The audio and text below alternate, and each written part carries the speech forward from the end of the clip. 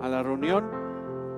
Y los que estamos aquí, oremos y pongamos en manos de nuestro Señor nuestros corazones para que nos guíe a través de su Espíritu, a través de su palabra. Amado Señor, te damos gracias por este tiempo, Señor, que nos permites. Gracias, Señor, porque nuestro corazón anhela, Señor, estos tiempos donde todos los domingos, Señor, venimos aquí a unirnos, Señor, bajo la intención espiritual, Señor, de honrar tu santo nombre, Señor. Gracias, Señor, porque a través de tu Espíritu, Señor, nos has integrado a tu iglesia, Señor. Gracias porque a través de tu Espíritu, Señor, nos guías para adorarte en espíritu y verdad. Gracias, Señor, porque reconocemos tu sacrificio y reconocemos que ha sido efectivo en cada uno de nosotros. Somos salvos, somos tuyos, somos tu pueblo, somos tu iglesia, somos tus hijos. Somos tu familia, Señor, que amas. Esa familia espiritual, Señor, que tú has formado a través de tu sacrificio, a través de tu muerte y resurrección. Gracias, Señor, por el gran privilegio, Señor, de darnos, Señor, un lugar donde congregarnos, un lugar donde podemos, Señor, buscar tu presencia especial, sentir tu presencia especial, Señor, y unirnos con hermanos amados para adorarte en lo colectivo, para cantarte, Señor, para darte gloria, honra y alabanza en esta mañana. Gracias, Dios. Queremos pedirte que sigas perfeccionando, Señor, nuestros imperfectos corazones. Queremos pedirte, Señor, que a través de tu palabra nos muestres la verdad para que nosotros podamos vivir para gloria y honra tuya. Gracias, Dios. Gracias por este tiempo. Oramos, Señor, y te damos gracias por la vida de cada uno de nosotros, Señor, que estamos aquí. Gracias por la vida de nuestros amados hermanos que están enlazados y que por alguna razón, Señor, no pueden estar aquí. Pero, Señor, hazles saber que son parte de esta iglesia, que son parte, Señor, de esta congregación. Y que, Padre, oramos para que pronto estén con nosotros. Te damos gracias por este tiempo. Gracias, Señor. Te pedimos que a través de tu Espíritu Santo que mora en nosotros, podamos el día de hoy, Señor, reunirnos en tu nombre y para tu gloria. Que traigas con libertad a nuestros amados hermanos que faltan, los que vienen en camino, que los traigas con prontitud, con libertad, con seguridad. Te pedimos, Señor, que sigas cubriendo a tu iglesia, bendiciendo a tu iglesia, ayudando a tu iglesia, Señor. Gracias, Señor. Oramos, Padre, por necesidades específicas. Oramos, Señor, y ponemos delante de ti en oración la vida de la mamá de Hilary, Señor. Oramos, Señor, para que tú extiendas tu mano y, Señor, ayudes, Señor, a ella, sobre todo en aspectos espirituales, Señor. Más allá de pedir por su salud, que es difícil que ella tenga esta situación de COVID, oramos por su salvación, por su vida eterna, Señor. ¿De qué le serviría, Señor, tener salud si ella no tiene salvación, Señor? Por eso oramos, Señor, por la mamá de Hilary, para que tú extiendas tu mano, Señor, y le ayudes. También oramos por Laura Jaramillo, Señor, por nuestra amada hermana, también, Señor, con una situación de COVID. Señor, te damos gracias porque la has fortalecido. Te damos gracias, Señor, porque le has dado ánimo, porque tiene gozo, Señor, en medio de las pruebas. A pesar de, Señor, de lo complicado que es todo esto, ella está, Señor, saliendo adelante, y eso es por tu gracia. Señor, perfecciona a tu sierva, Señor. Perfecciónala a través de la enfermedad, Señor, a través de la diversidad de pruebas, sabiendo que la prueba de su fe produce paciencia, Señor. Oramos también, Señor, por Elizabeth. Señor, queremos orar por ella, para que tú extiendas tu mano, Señor, y tu propósito, Señor, sea perfeccionado. También oramos por Betty, Señor. Te damos gracias porque tú has tenido control de toda su enfermedad, Señor. Tú has mostrado tu gracia, tu misericordia y tu entero poder, Señor, y control sobre todos los eventos de Betty, Señor. Ayúdala, Señor, y dale fortaleza para seguir adelante, Señor. Te pedimos, Señor, por José Antonio Mendoza. Oramos por él, Señor, para que tu propósito, Señor, siga, Señor, brillando en el corazón de José Antonio, Señor. Oramos también, Señor, por Gerardo, por nuestro amado hermano Gerardo. Te damos gracias porque a pesar de la agresividad de esta enfermedad, Señor, él tiene confianza, tiene fe, tiene esperanza, Señor. Y te damos gracias porque él, Señor, es el testimonio, un testimonio que brilla en medio, Señor, de esos lugares donde lo están atendiendo. Estos médicos están admirados, Señor, de cómo tú lo has sustentado y cómo le has dado ánimo en medio de esta adversidad tan tremenda, Señor. Te damos gracias, Señor, en el nombre de Cristo, por este tiempo hermoso que nos permite, Señor, comulgar. Señor, guíanos a través de tu Espíritu para que podamos, Señor, adorarte el día de hoy en espíritu y verdad. Todo esto lo pedimos, Señor, para tu gloria y para tu honra, en el nombre de Cristo, nuestro Señor y Salvador. Amén. Amén.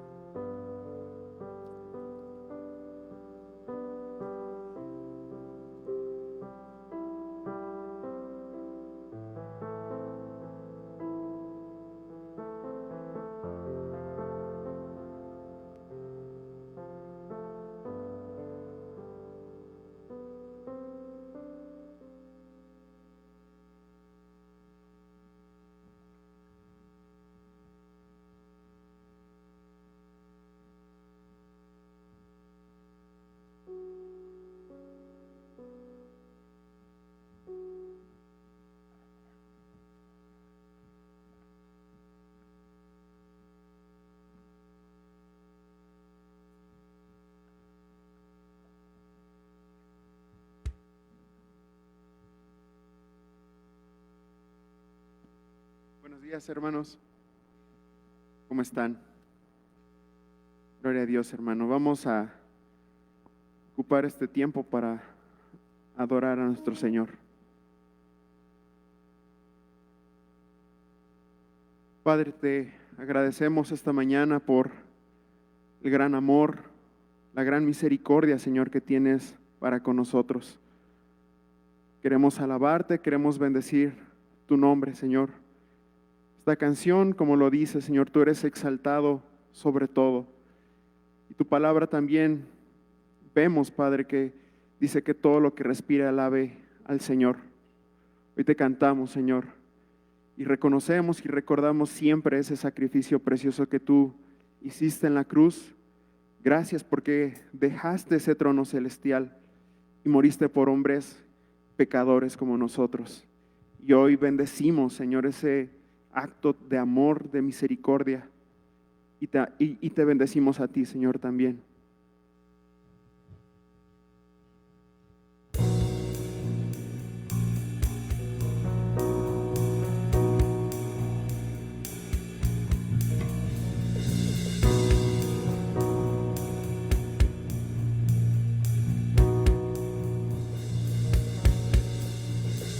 Dejaste el trono celestial, la cruz mostró tu corazón, tu sacrificio incomprensible es. Por nuestras culpas y maldad, clavado fuiste en esa cruz. Tu gran amor incomparable es. Tu nombre es más alto, tu nombre es más fuerte que toda tumba y todo rey. Exaltado eres Dios. Nos diste vida eterna, nos has traído libertad. Eres Rey y nuestro Salvador. Tú eres Rey y nuestro Salvador. Tu nombre es más alto, tu nombre es más fuerte que toda tumba y todo rey. Exaltado eres Dios. alabaré, te alabaré, te alabaré por siempre. Exaltaré, exaltaré el nombre de Jesús. Te alabaré, te alabaré, te alabaré, te alabaré por siempre. Exaltaré, exaltaré el nombre de Jesús. Tu nombre es más alto, tu nombre es más fuerte que toda tumba y todo rey. Exaltado eres Dios, Cristo Mesías,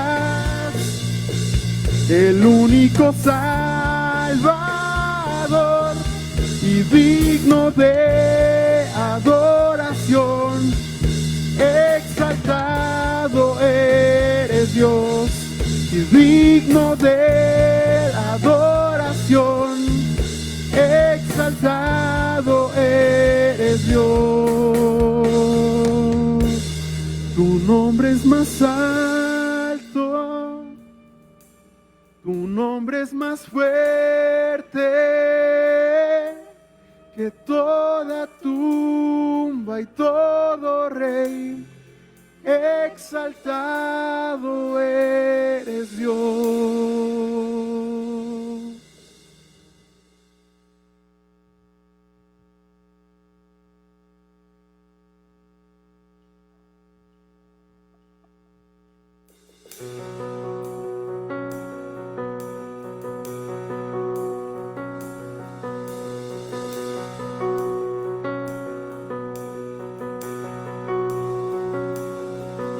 Es el mundo quebrantado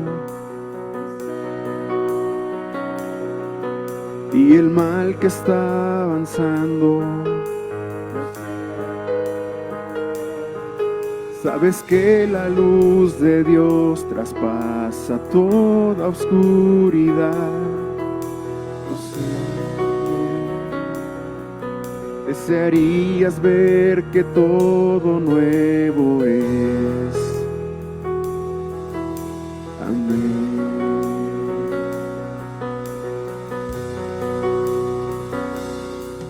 Ves la creación gimiendo y algo nuevo está viniendo. Es la gloria del Señor, la luz en medio del dolor. Lo sé, será bueno recordar que Él es Señor. Amén.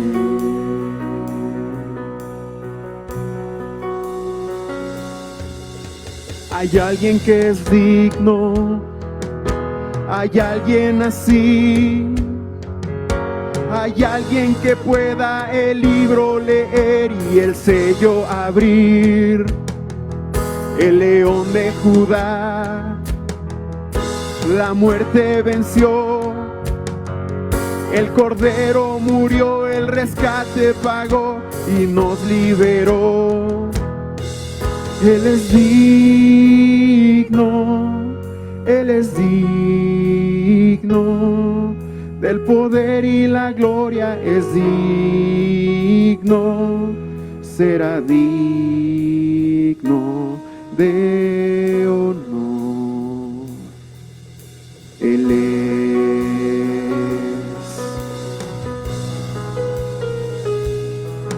Dios el Padre, si nos ama, y su Espíritu nos guía. Amén. Y Jesús nuestro Mesías nos sostiene hasta el final. Amén. Quiere Dios en medio nuestro habitar. Amén. Hay uno solo digno. Hay alguien que es digno. Hay alguien así. Hay alguien que pueda el libro leer y el sello abrir.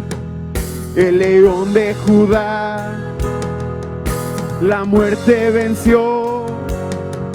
El cordero murió, el rescate pagó y nos liberó de todo pueblo y nación, toda lengua y región. Ha formado su reino y su pueblo con él también reinará. Él es digno, él es digno. Del poder y la gloria es digno. Él es digno, él es digno. Será digno de honor.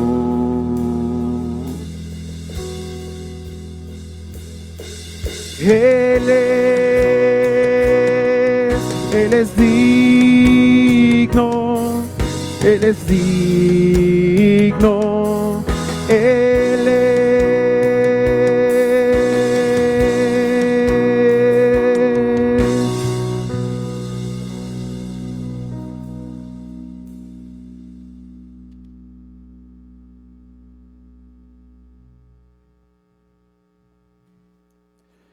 Tú eres digno, Señor, de toda gloria, honra y alabanza, Señor. Permítenos adorarte, Señor, a través de la predicación de tu palabra. Fortalece, Señor, nuestros corazones a través de ella, Señor, y permítenos ver la verdad. Señor, somos imperfectos, somos pecadores, pero tu obra perfecta, Señor, está operando en cada uno de nosotros, y en eso confiamos, Dios. Gracias te damos, Señor, por permitirnos acercarnos al trono de gracia a través de tu bendita palabra, Señor. Abre nuestros corazones para recibirla, Señor, para creerla y para vivirla, Señor. Eso es lo que pedimos en esta mañana, Señor, que es para tu gloria y para tu honra, Señor. Amén. Amén. Gracias, hermanos.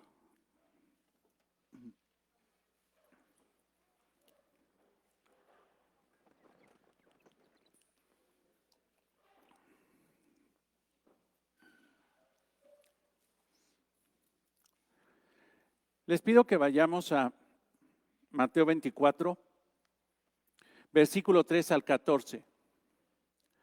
Mateo 24, versículo 3 al 14.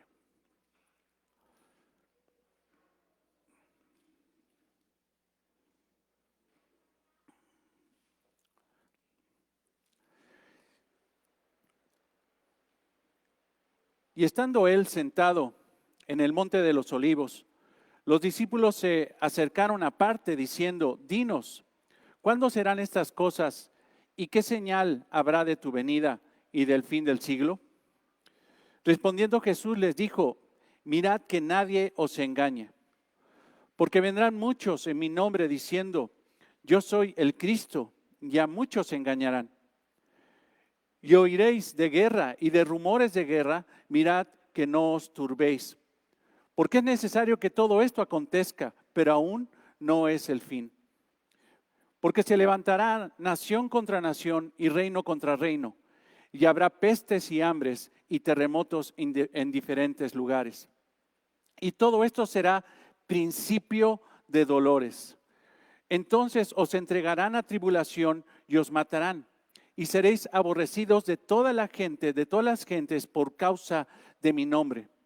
Muchos tropezarán entonces y se entregarán unos a otros, y unos a otros se aborrecerán.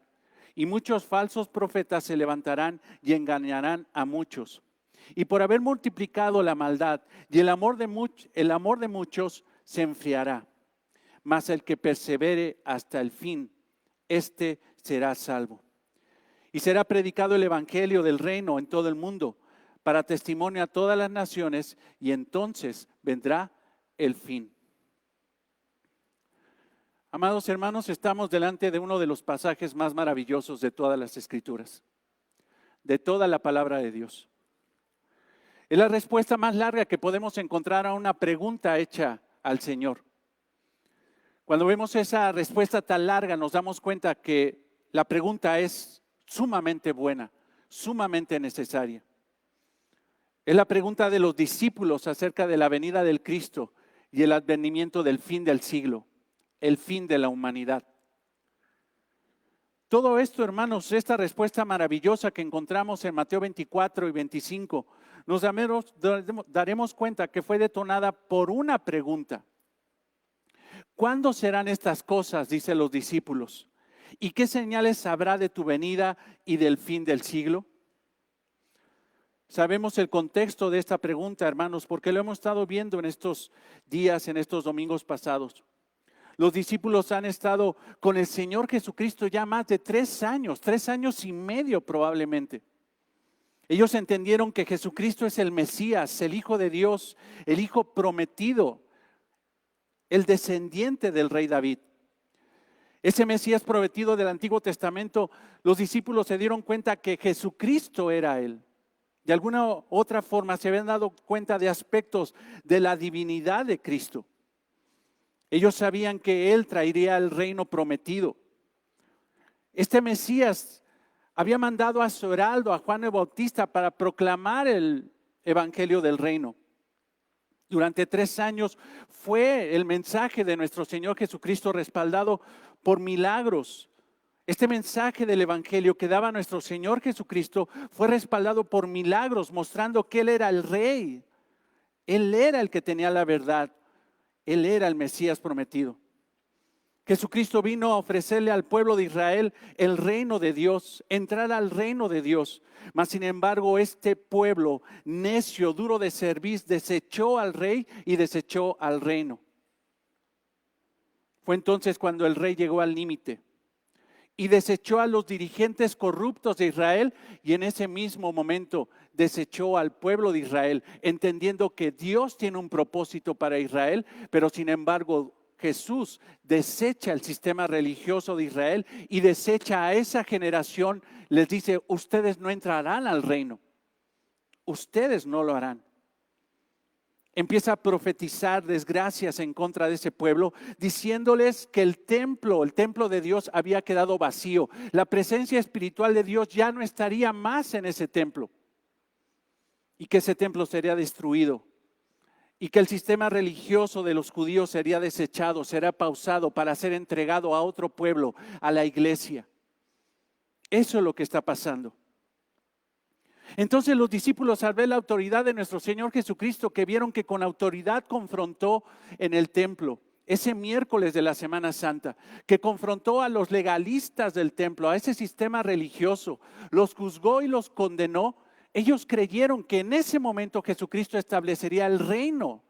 En ese momento Jesucristo se revelaría, correría el telón para presentarse como el rey de los judíos, y en ese momento el advenimiento del reino. Mas sin embargo, hermanos, no era así.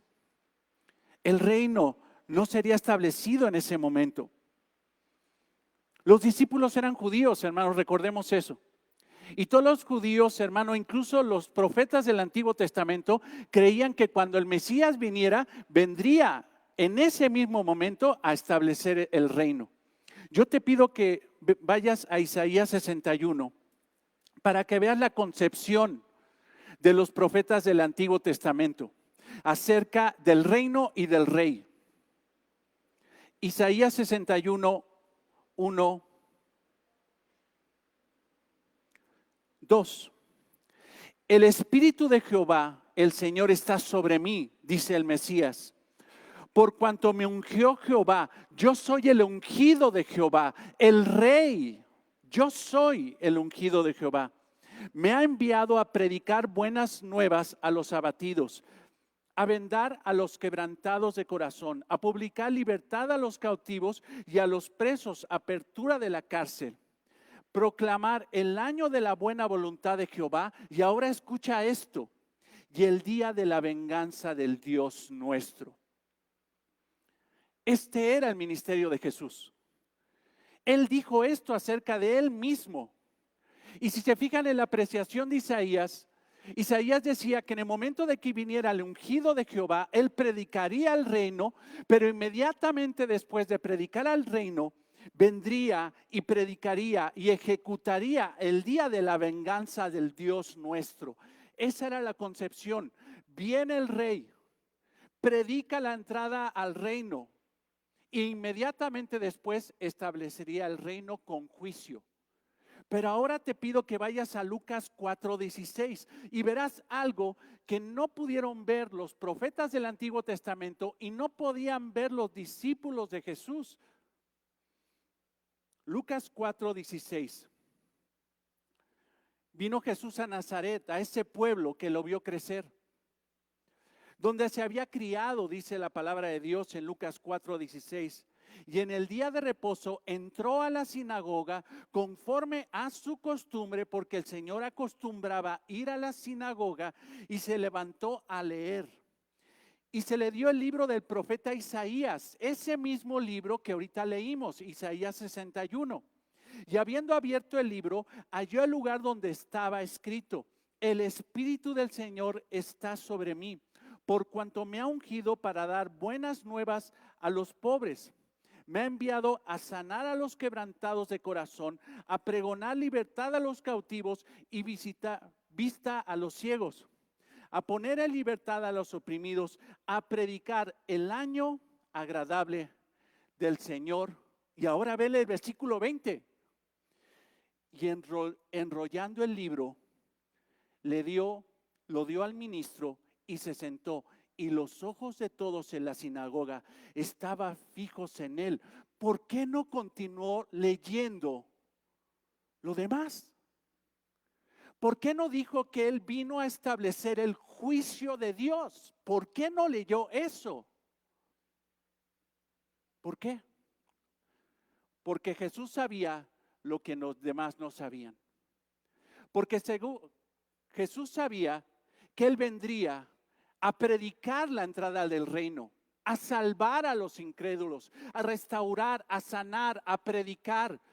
Pero en esta primera venida no vendría a juzgar a los impíos, sino a salvarlos.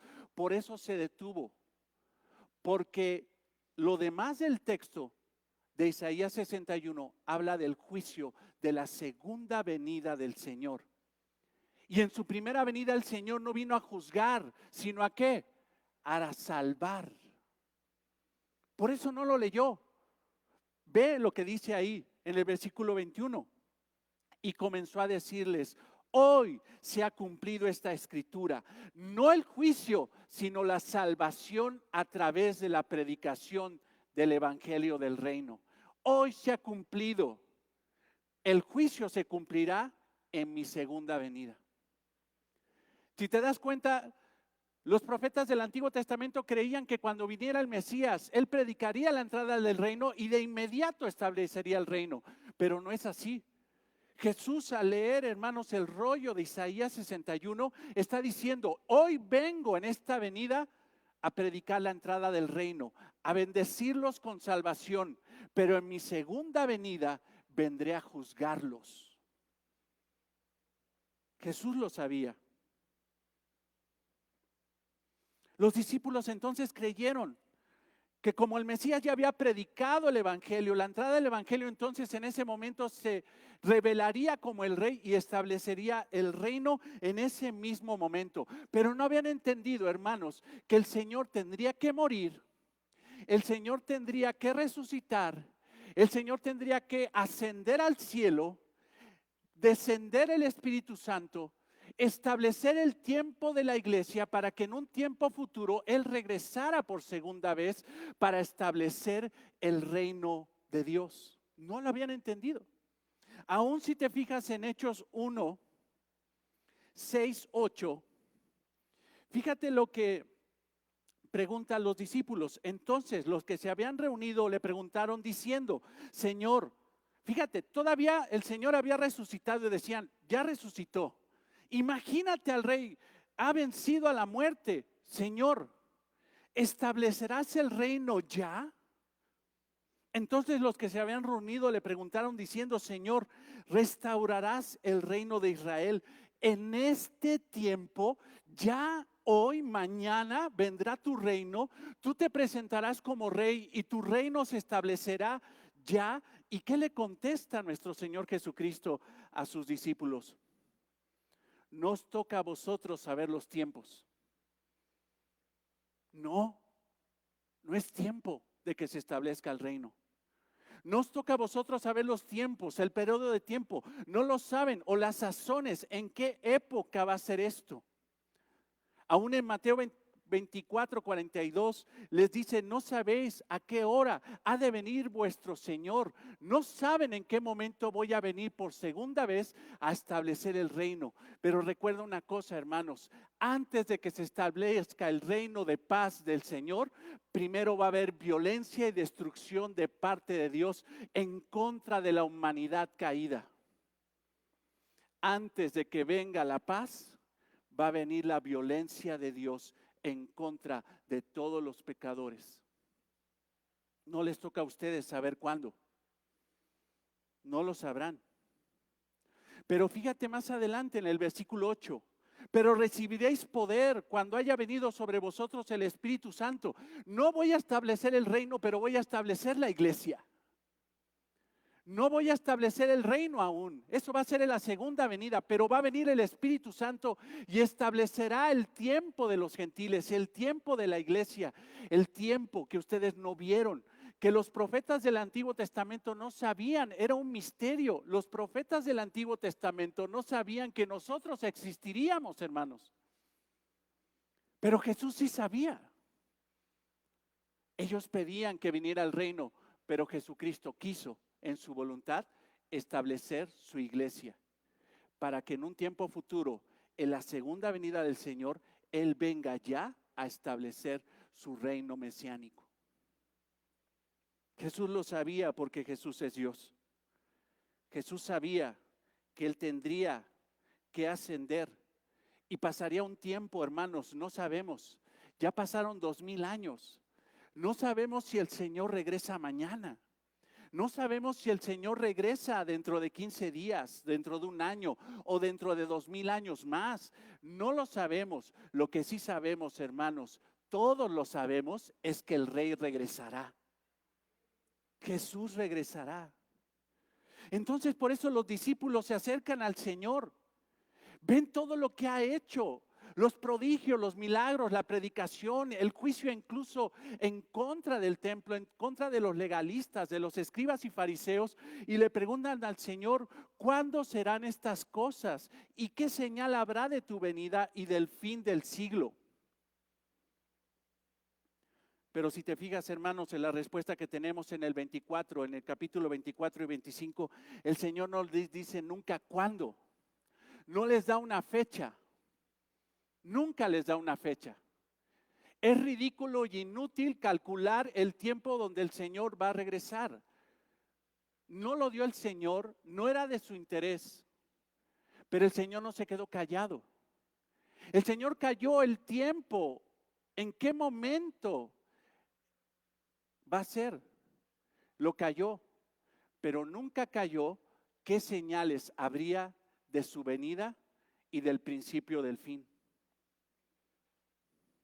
Cuando los discípulos dicen, ¿cuándo serán estas cosas? Hermanos, el contexto inmediato nos damos cuenta de eso. ¿Cuándo será que Dios abandone el templo? Como has dicho, que esa casa se queda desierta. Hermanos, sabemos que esa casa se quedó desierta. El templo se quedó desierto en el mismo momento que Jesús salió del templo.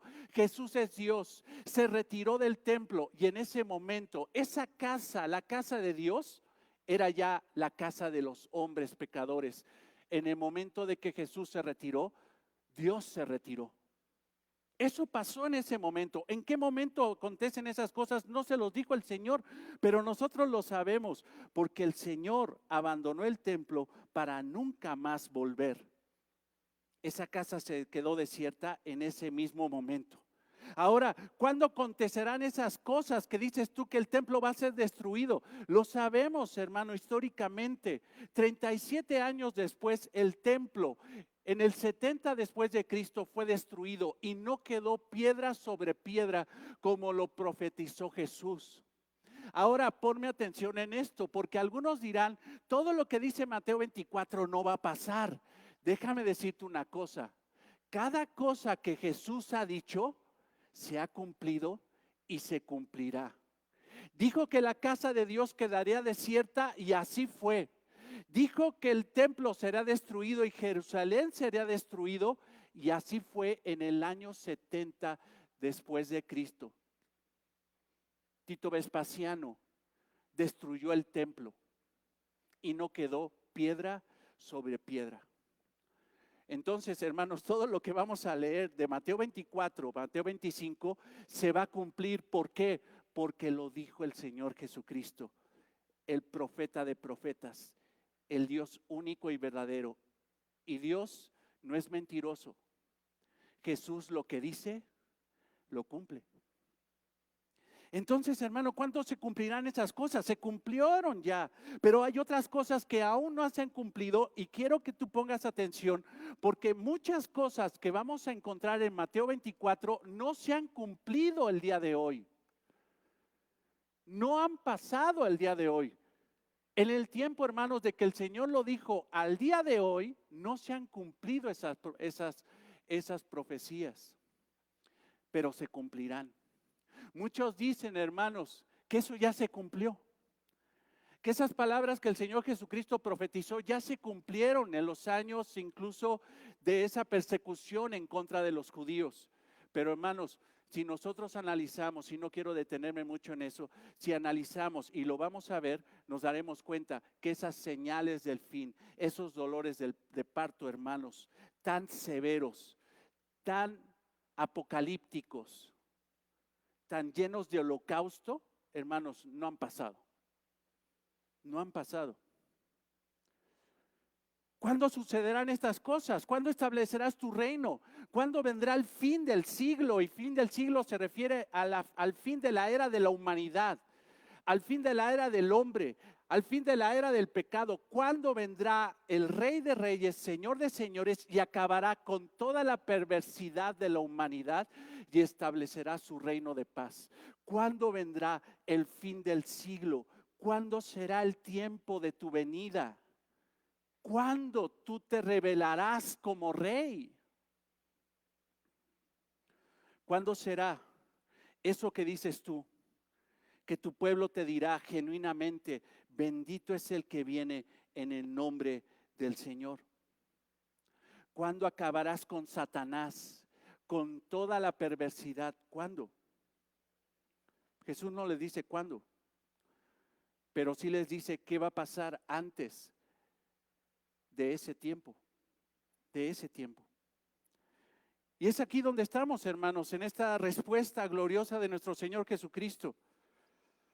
El Señor empieza a hablar de eventos, de señales, antes de su segunda venida. Escucha esto, estos eventos y señales son antes de la segunda venida del Señor. No son después, no son durante, son antes de la segunda venida del Señor.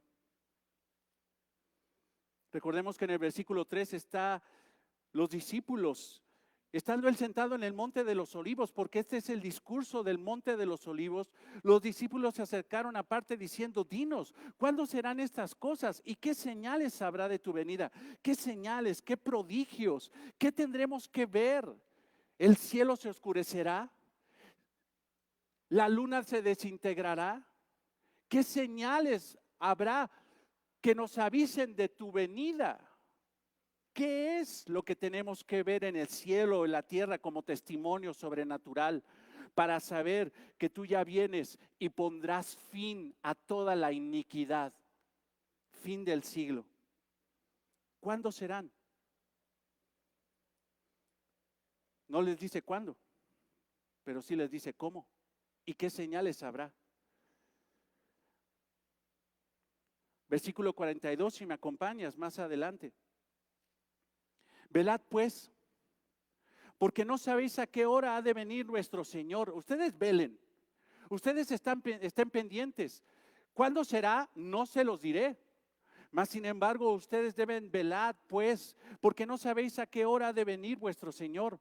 Pero sabed esto, que si el padre de familia supiese a qué hora el ladrón habrá de venir, velaría y no dejaría minar su casa. Por tanto, también vosotros estad preparados, porque el Hijo del Hombre vendrá.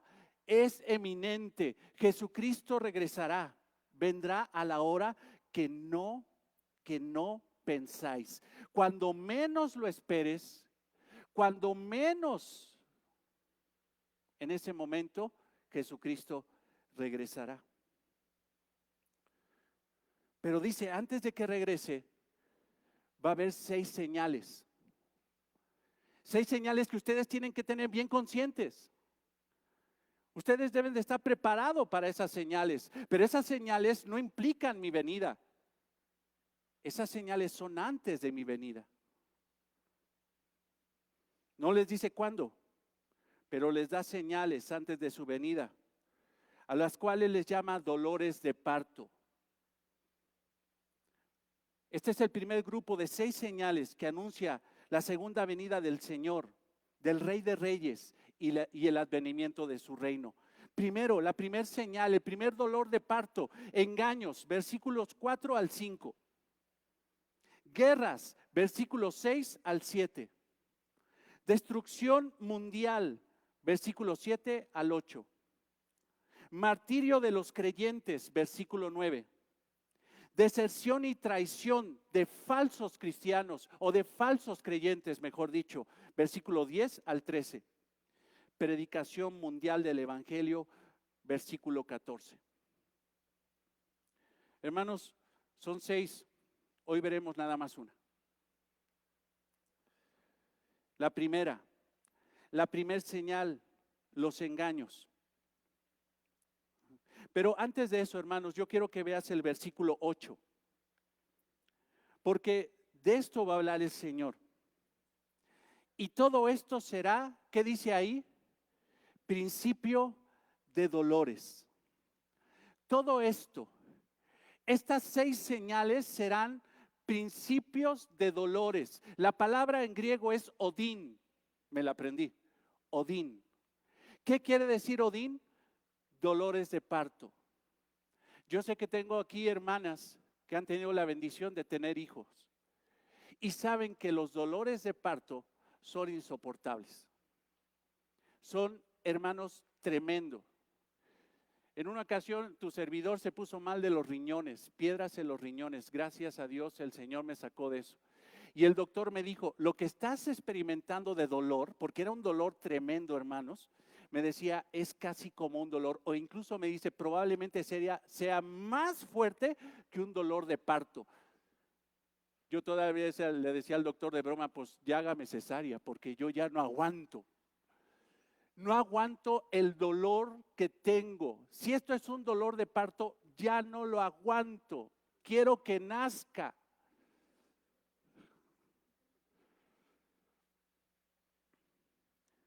Creo que la forma más exacta que el Señor Jesucristo está describiendo cómo va a ser los eventos dolorosos antes de su segunda venida. Ustedes saben, hermanas y los hermanos, creo que lo saben. Hermanos, los dolores de parto no son durante los 9 meses. Los dolores de parto no son antes de los 9 meses. Los dolores de parto son ya pegados al alumbramiento, al advenimiento del bebé.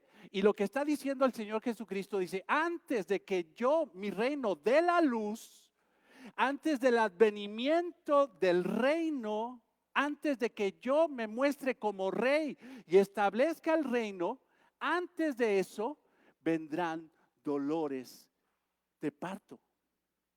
Y los dolores de parto, hermanos, porque yo lo llegué a ver con Laila, por lo menos en su primer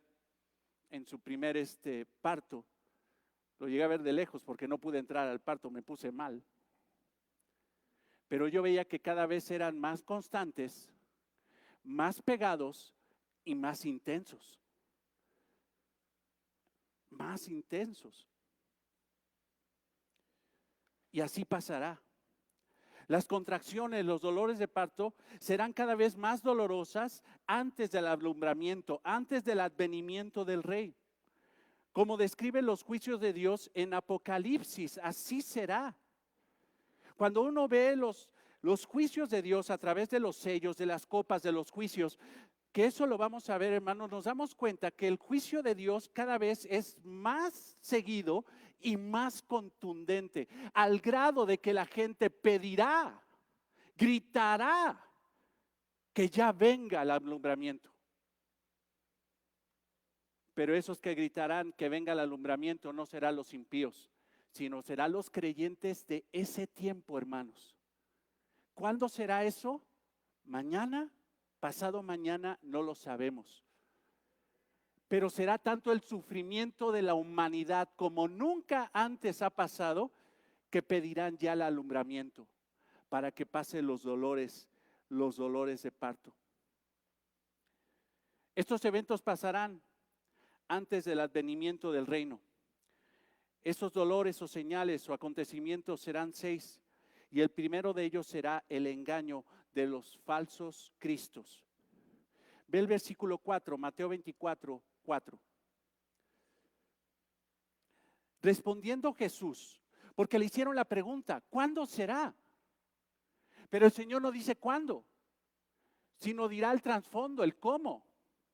Respondiendo Jesús les dijo, mirad que nadie os engañe, porque vendrán muchos en mi nombre diciendo, yo soy el Cristo, y a muchos engañarán. Ahora, hermanos, quiero que vayas posicionando tu corazón y tu mente en un tiempo futuro donde la iglesia cristiana no va a estar.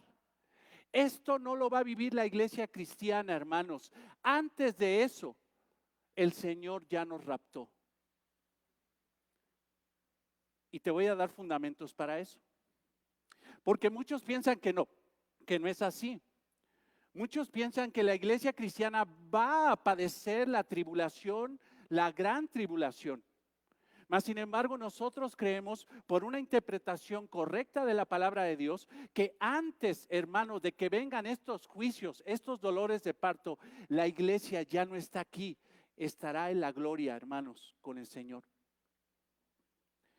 Pero a esos de aquel tiempo, de ese tiempo futuro, les está diciendo el Señor, mirad que nadie os engañe. Mirad, blepete en el griego. Y esa expresión, hermanos, más allá de ver, se refiere a mantener sus ojos bien abiertos. Les está diciendo a esos que van a vivir esos dolores de parto, esos dolores antes del advenimiento del reino, les está diciendo, abran los ojos, pongan atención, tengan cuidado, mantengan sus ojos bien abiertos. Esto es una advertencia solemne del Señor. Tengan cuidado. No es aguas, como decimos, sino está diciendo la más solemne advertencia para que alguien tenga sumo cuidado. Abran bien los ojos y no se dejen engañar. Porque vendrán en esos tiempos unos que dirán, yo soy el Mesías, yo soy su Salvador, yo soy el que los va a salvar de de todos estos acontecimientos apocalípticos. Ahora, ve el versículo 4. Respondiendo Jesús les dijo, ¿a quién? Pregúntale al texto, ¿a quién se lo está diciendo? ¿A quién? ¿A los discípulos? ¿Tú crees que los discípulos vieron eso? Las señales de parto. Hermano, los discípulos ya murieron, ya están en la gloria. Ya están con el Señor. Están esperando la segunda venida del Rey. Esas palabras no eran para los discípulos, mas sin embargo la conjugación de los pronombres parece que le está hablando a los discípulos. Ve esto, respondió Jesús, les dijo, mirad que nadie os engañe. ¿A quién le está diciendo a los discípulos? Hermanos, no le está diciendo a los discípulos. Se lo está diciendo, hermanos, a las personas que van a creer en Jesucristo en los tiempos de la tribulación. Resulta, hermanos, Jesucristo es el profeta, ¿sí o no?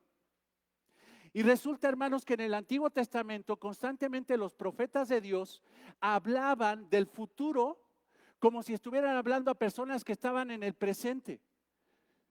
A ver si me doy a explicar.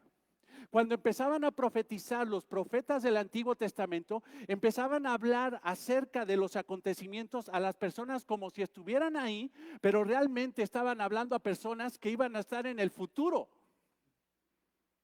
Si no me crees, ve a Isaías 33:17, uno de muchos pasajes que corroboran esto. Cuando los profetas hablaban de juicios venideros, de eventos venideros, hablaban como si estuviera presente, pero realmente estaban hablando a gente del futuro. Isaías 33:17. Hermanos, estas palabras de Isaías a este pueblo, no es a ese pueblo que tenía enfrente, sino a un pueblo futuro. Y ve cómo habla. Tus ojos verán al rey en su hermosura. Tus ojos, ¿cuáles? Los de ahí, no. Los ojos de aquellos que van a estar en el futuro. Tus ojos verán al rey en su hermosura. Verán la tierra que está lejos. Tu corazón imaginará el resplandor y dirá, ¿qué es del escriba? ¿Qué del pesador del tributo? ¿Qué del que pone en lista las casas más insignes?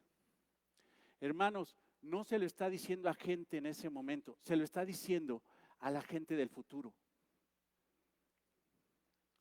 Jesús, hermanos, yo te decía la semana pasada, que era el libro de catecismo de los primeros cristianos, el Evangelio de Mateo. ¿Quieres saber del rey? Lee Mateo, le decían al pueblo, hermanos, que creía en Cristo. El primer libro que tuvieron la iglesia, el primer evangelio fue Mateo. Ahora, ¿qué libro crees que van a leer los que estén en la tribulación? Jesús sabe que los que van a leer el libro que les va a advertir de la tribulación y de los eventos que va a haber en ese tiempo, es Mateo. Si no me crees, vete a Mateo 24:15.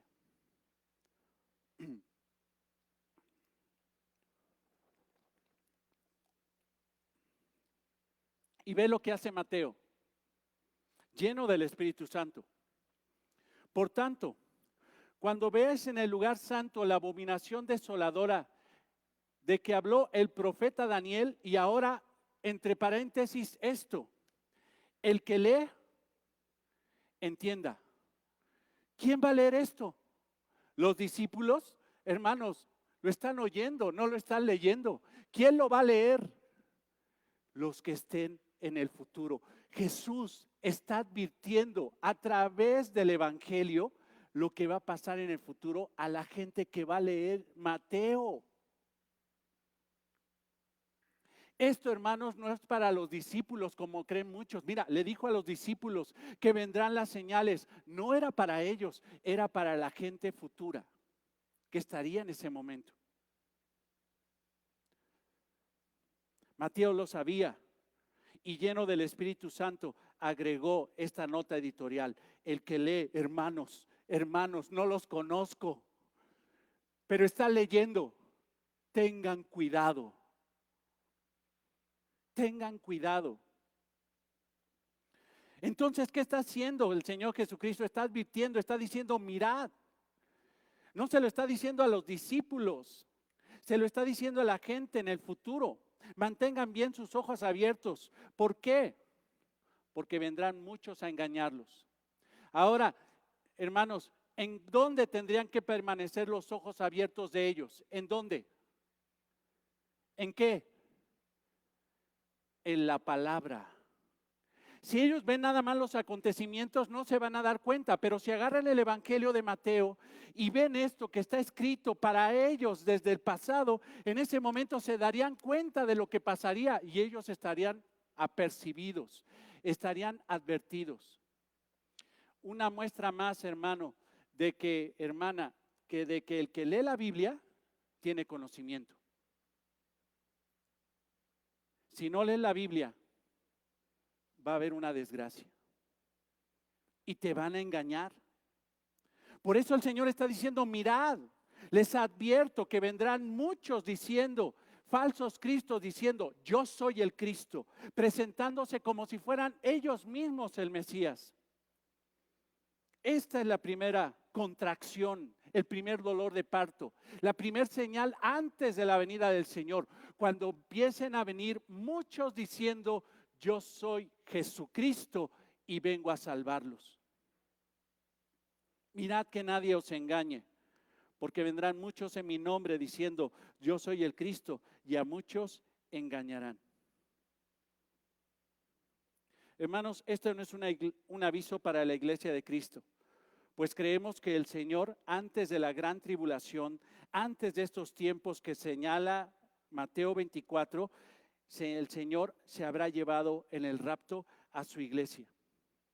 Estos engaños, hermanos, a pesar de que existen engañadores, porque lo hemos estado viendo en Primera de Juan, a pesar de que los engañadores siempre han estado en la historia de la iglesia, estos engañadores que señala nuestro Señor Jesucristo no van a engañar a la iglesia cristiana, porque la iglesia cristiana ya no va a estar en la tierra. El Señor nos llevará. Segunda a los Tesalonicenses, capítulo 2, versículo 2.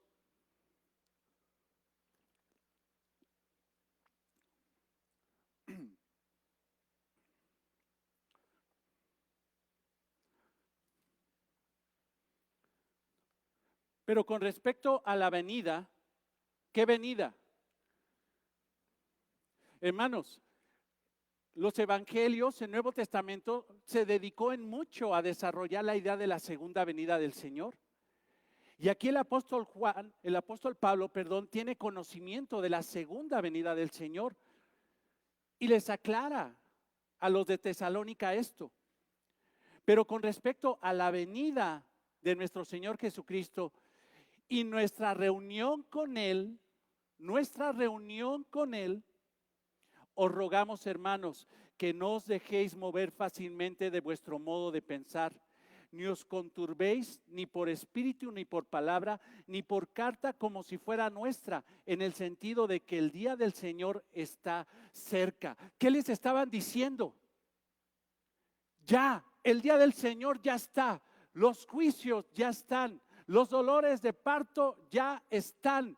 Ya la iglesia está sufriendo los dolores de parto. Alguien les estaba predicando esa mentira a la iglesia de Tesalónica y obviamente estaban apanicados porque sabían Mateo 24. Pero sin embargo Pablo manda la epístola y dice, no se turben. No se turben. Aunque venga uno diciendo que tiene la verdad, aunque venga uno diciendo que tiene escrita la verdad, no caigan en eso. Nadie os engañe, versículo 3, en ninguna manera, porque no vendrá sin que venga, ¿qué? Antes del juicio, primero tiene que venir, ¿qué? Apostasía. Ahora, hermanos, creo que lo expliqué. La palabra apostasía es una palabra neutra que quiere decir salida o partida.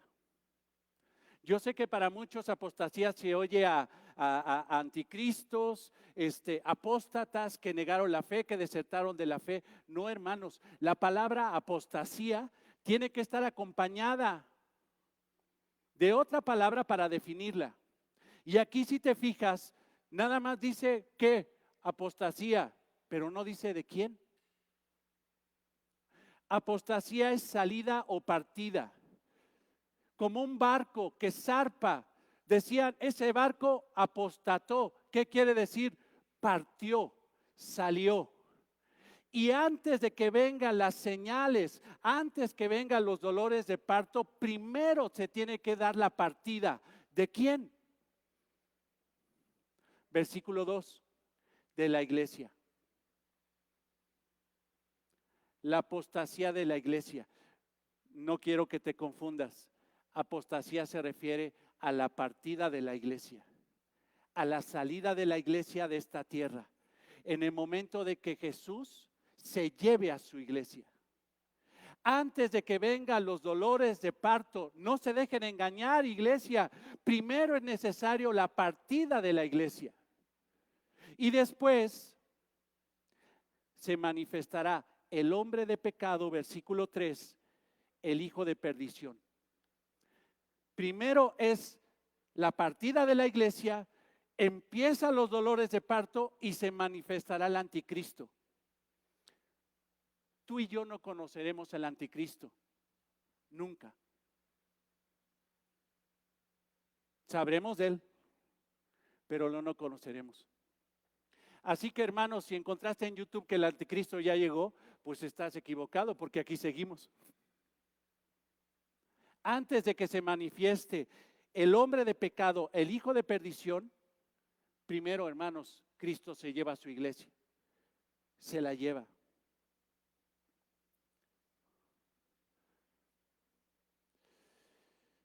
Ahora, observa esto ahí mismo en el contexto de Tesalonicenses. Observa esto. El cual se opone y se levantará contra todo lo que se llama Dios. Este es el anticristo. Será un opositor de Dios y es objeto de culto.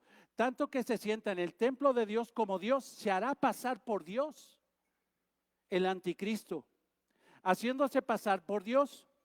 ¿No os acordáis que cuando yo estaba todavía con vosotros os decía esto? O sea, yo ya les había enseñado esto, dice Pablo. Acuérdense de lo que les enseñé. Y ahora vosotros sabéis lo que detiene.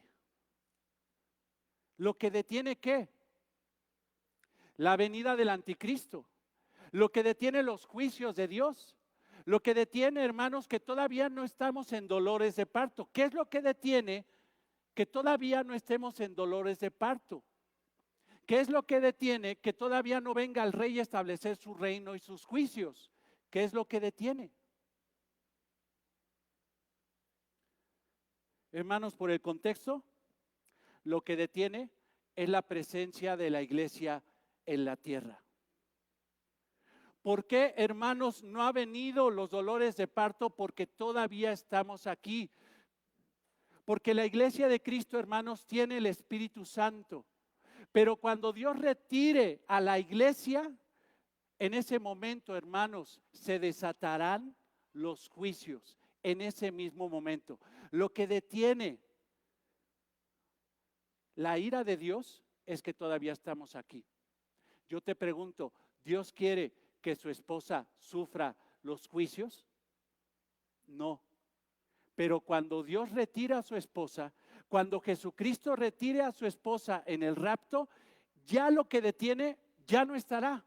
Somos una especie, hermanos, de contenedor en una presa, donde toda esa agua es la ira de Dios, pero no se ha desbordado la ira de Dios porque todavía está ese obstáculo bendito de la iglesia en la tierra. Pero en cuanto Dios saque a su iglesia de la tierra, en ese momento se quita el obstáculo y se desborda la ira de Dios en contra de la humanidad.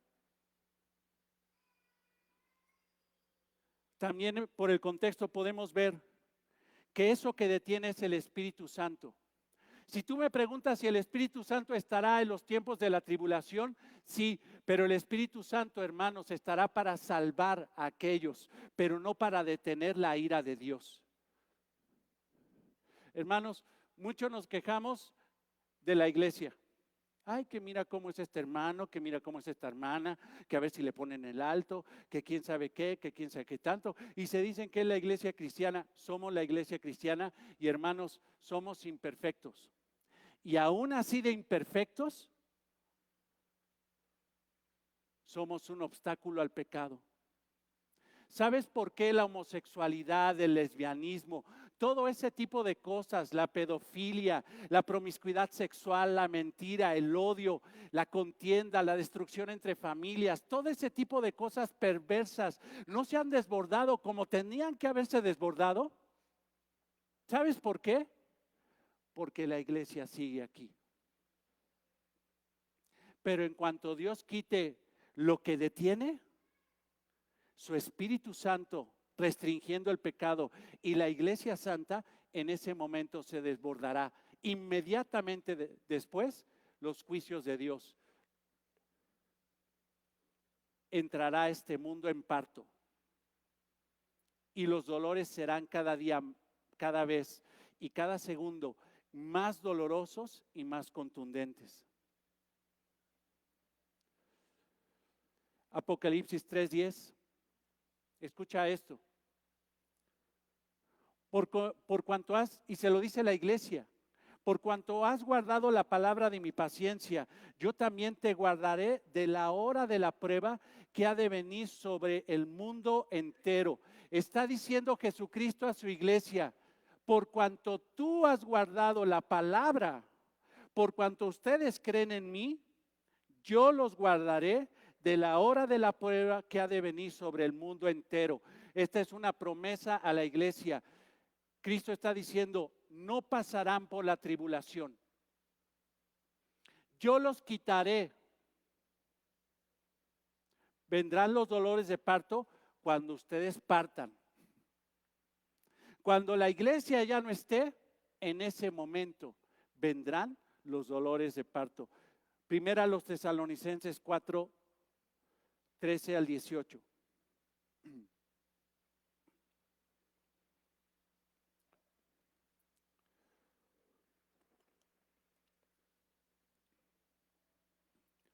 Tampoco queremos, hermanos, que ignoréis acerca de los que duermen, para que no os entristezcáis como otros que no tienen esperanza. Porque si creemos que Jesucristo murió y resucitó, así también traerá Dios con Jesús a los que durmieron en él. Por lo cual os decimos esto en palabra del Señor, que nosotros que vivimos, que habremos quedado hasta la venida del Señor, no precederemos a los que durmieron. Porque el Señor mismo, con voz de mando y con voz de arcángel y con trompeta de Dios, descenderá del cielo. Y los muertos en Cristo resucitarán primero. Luego nosotros, los que vivimos, los que hayamos quedado, seremos arrebatados juntamente con ellos en las nubes para recibir al Señor en el aire. Así estaremos siempre con el Señor. Por tanto, alentaos los unos a los otros con estas palabras. La iglesia de Tesalónica, hermanos, era muy joven. Necesitaba mucha información, pero tenían un buen informante, el apóstol Pablo. Estaban tristes, pues alguien les había dicho que después de la muerte se perderían, los muertos se perderían el regreso del Señor.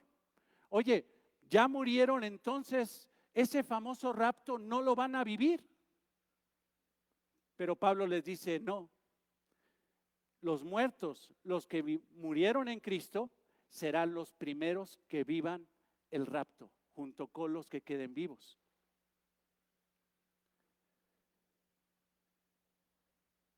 Hermano, la iglesia no va a vivir esto.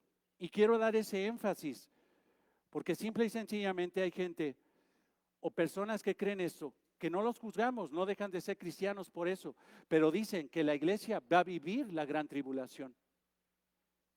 Lo que nosotros creemos es que no.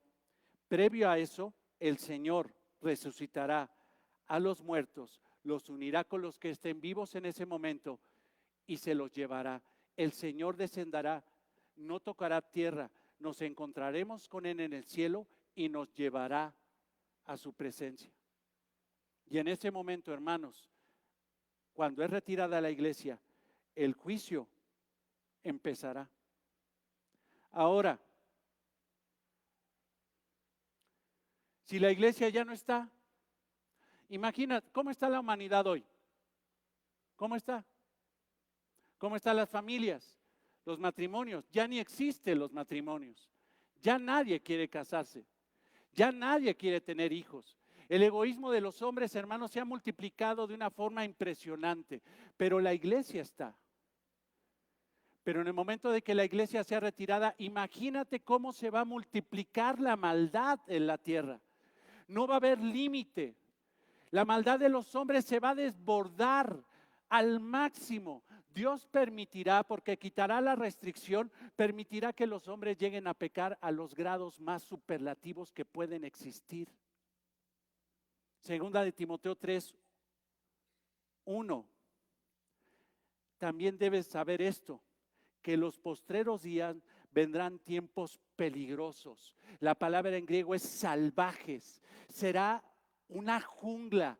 Será vivir en medio de gente que parece que está endemoniada toda. Como el endemoniado gadareno, saldrá la gente en ese tiempo porque la maldad será multiplicada y parecerá que todos están endemoniados. Todos. Porque habrá hombres amadores de sí mismos, avaros, vanagloriosos, soberbios, blasfemos, desobedientes a los padres, ingratos, impíos, sin afecto natural, implacables, calumniadores, intemperantes, crueles, aborrecedores de lo bueno, traidores, impetuosos, infatuados, llenos de pasiones irracionales, incesto, pedofilia, exhibición de todo eso en la calle. Ya no lo van a buscar en internet. Todo eso estará en la calle, visible. Amadores de los deleites más que de Dios, que tendrán apariencia de piedad, pero negarán la eficiencia de ella. A esto se evita. Esto es lo que pasará. En el momento, hermanos, de que la iglesia sea retirada, la humanidad llegará a la expresión más cruel de perversidad. Los seres humanos harán las peores bajezas que puede cometer un ser humano. Nadie podrá decir, yo no haría eso, porque lo harán y peor. Nadie podrá decir al otro, yo no haría lo que hiciste tú. No, ese haría, va a ser peor de lo que vio en el otro. Dios retirará el obstáculo para que la humanidad no peque como puede pecar. Ahora imagínate, ante ese nivel de maldad, ante ese nivel de pecado, la gente está llena de pánico. Se está destruyendo la humanidad por completo. Y en ese momento, falsos cristos aprovecharán toda esa maldad y perversidad para levantarse en medio de ese pueblo, de esa humanidad que está sufriendo, que está ardiendo en un infierno que no es el infierno, y se levantarán falsos cristos a decir, tranquilos, yo los voy a salvar porque yo soy Jesucristo. Y ante tal dolor y ante tal mentira, muchos caerán en la mentira de ese falso Mesías, de esos falsos Mesías. Versículo 5 de ahí de Mateo 24, porque vendrán muchos en mi nombre diciendo, yo soy el Cristo, y a muchos engañarán. Vendrán en su nombre. ¿Qué quiere decir?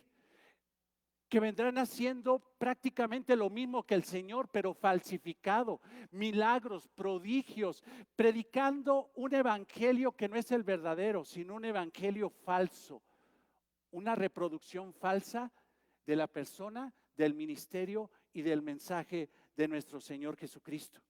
Vendrán en mi nombre supuestamente, diciendo, yo soy el Cristo, y muchos engañarán. Vendrán a ofrecer una oportunidad de salvación, pero realmente lo que están ofreciendo es una oportunidad para hundirse más en la promiscuidad y en el infierno. Algunos dirán, esto es para Israel, hermano, y es correcto, es para los judíos, pero lo que vemos, hermano, que en estos juicios es mundial, es global.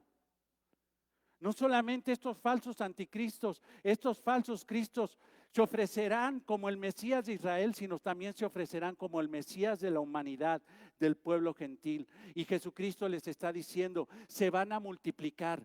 Y conforme se multipliquen los dolores de parto, se multiplicarán los anticristos, los falsos cristos. Conforme vaya sufriendo más la humanidad, más se presentarán falsos cristos a decir, yo los salvo.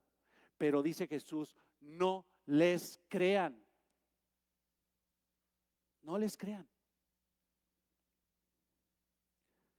Yo espero en el Señor que YouTube deje este mensaje todo el tiempo que sea necesario para que cuando llegue ese tiempo, la gente de ese tiempo vea este mensaje.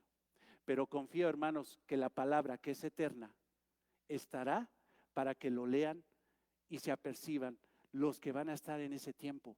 No les crean. En el Evangelio de Lucas tenemos un poquito más de información, Lucas 21:8. Y entonces dijo, mirad que nadie os engañe, porque vendrán muchos en mi nombre diciendo, yo soy el Cristo y el tiempo está cerca. O sea, yo soy el Cristo y ya está el reino. Ya. Yo soy el Cristo y este es el reino. Los invito a que entren. Mas no vayáis, dice Jesús, en pos de ellos, porque el reino que ofrecen es falso, como ellos son falsos.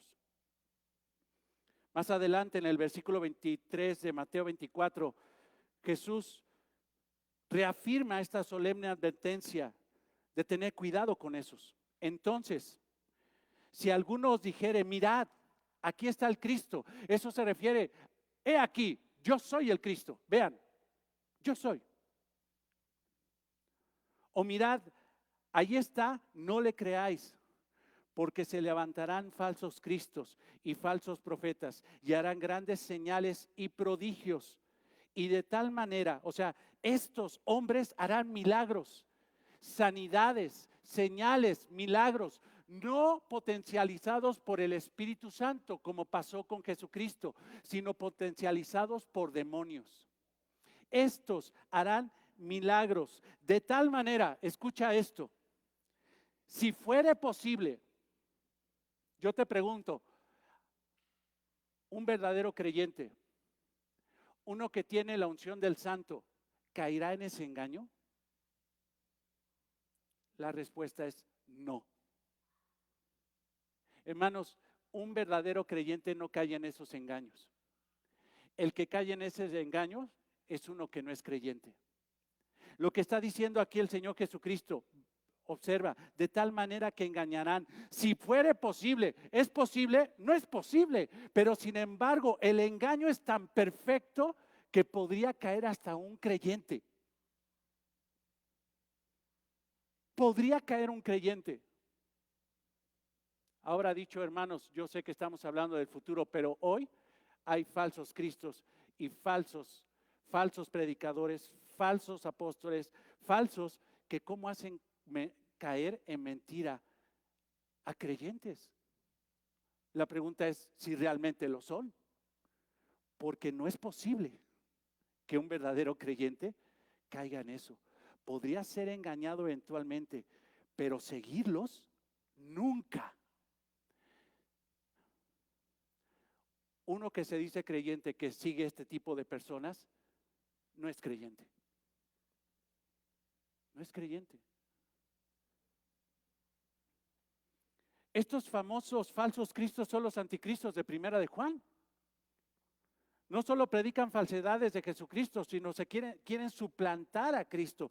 Toman su lugar diciendo que ellos son Él. Pero estos son potencializados por Satanás para hacer milagros, prodigios y sanidades, y la gente que simple y sencillamente es seducida por los milagros, los sigue por el simple hecho de que hacen milagros, pero no están observando. Observen, ¿un árbol malo podrá dar frutos buenos? Observen, filtren a ese supuesto líder a través de la palabra de Dios. Hermanos, esta es la ecuación. Dios quita la restricción y los hombres se desbordan en pecado. Y en el momento que se desbordan en pecado, empiezan a surgir más cristos falsos a decir, yo soy Jesucristo y yo los voy a salvar. Dios quita la iglesia y en ese momento la perversidad de la humanidad rebasa el límite. Si hoy estás maravillado, maravillada por lo que está viviendo la humanidad, déjame decirte una cosa, ni Sodoma y Gomorra, ni la peor perversidades que ha hecho esta humanidad hasta este tiempo, se comparan a la perversidad que hará la humanidad en ese tiempo cuando Dios quite la restricción. En la soberanía de Dios quiere que los hombres en ese tiempo ya llenen el vaso de la ira de Dios. Quieren llenarlo. Les quito el límite. Llénenlo, llénenlo. Llenen la ira hasta que llegue al límite, y en el momento del límite vendrá el reino y el juicio en contra de ustedes. Dios quiere ya que el pecado sea destruido. Y para ser destruido, lo que entendemos es que Dios quiere que el pecado se perfeccione, llegue al nivel máximo de la maldad en los seres humanos. Estos anticristos falsos cristos van a predicar un evangelio falso. Pero sabemos, hermanos, que todos esos son anatemas, según Gálatas 1:8. En ese tiempo, hermanos, esos anticristos serán malditos de Dios, serán anatemas y serán destruidos por Dios. El engaño se propagará a nivel mundial. La perversidad, hermanos, se propagará en nivel mundial. Peor, hermanos, todos los seres humanos serán peor que el faraón de Egipto. ¿Por qué Dios endureció el corazón del faraón? Para su propósito, para que su pueblo fuera liberado. ¿Para qué Dios va a endurecer el corazón de todos los seres humanos que no crean en Jesucristo? Para que su propósito sea. ¿Y cuál es su propósito? No sacar al pueblo de Egipto, sino el advenimiento del juicio del rey.